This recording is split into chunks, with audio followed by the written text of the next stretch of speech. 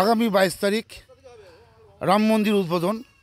ঠিক সেই একই কারণে বালুঘাটে আত্রাই নদী ঘাটে সাংসদ সুকান্ত মজুমদারের উদ্যোগে শুরু হতে চলেছে রাম পূজন এবং প্রদীপ প্রজ্বলন।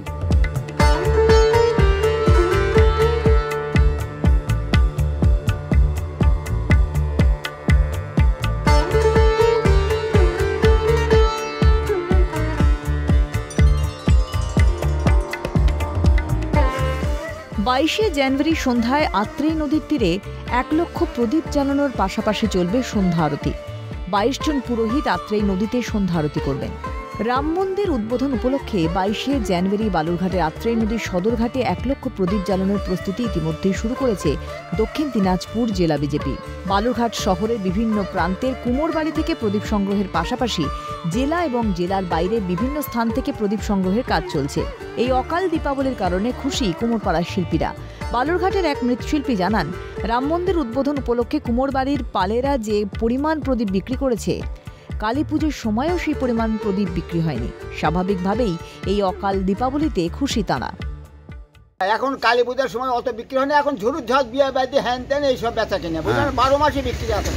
তো এই যে রাম মন্দির প্রতিষ্ঠার জন্য যে প্রদীপ বিক্রি হচ্ছে, এটা কি তারা কি উপকার রাখলো? যেগুলো বল বেঁচে গিয়েছিল, হ্যাঁ যেগুলো বাকি ছিল সেগুলো বেচে উপকারী হলো, কি পড়ে থাকতো সেটাই জিনে। মানে কত প্রদীপ নিয়ে গেল আপনার কাছ থেকে? মানে নিল 5,500। 5,500।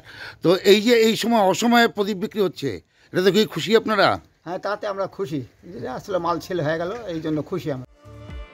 জানা গিয়েছে 1 লক্ষ প্রদীপ জ্বালাতে আনুমানিক 1 কুইন্টাল সরষের তেল এবং সন্ধ্যা আরতির জন্য বেশ কয়েক কেজি ঘি আনা হবে। শুধুমাত্র প্রদীপ জ্বালাতেই কয়েক হাজার স্বেচ্ছাসেবক প্রয়োজন। ইতিমধ্যে প্রদীপ আনা থেকে শুরু করে নদীঘাট পরিষ্কার সহ আনুষঙ্গিক কাজের চূড়ান্ত প্রস্তুতি নেওয়া শুরু করেছে জেলা বিজেপি।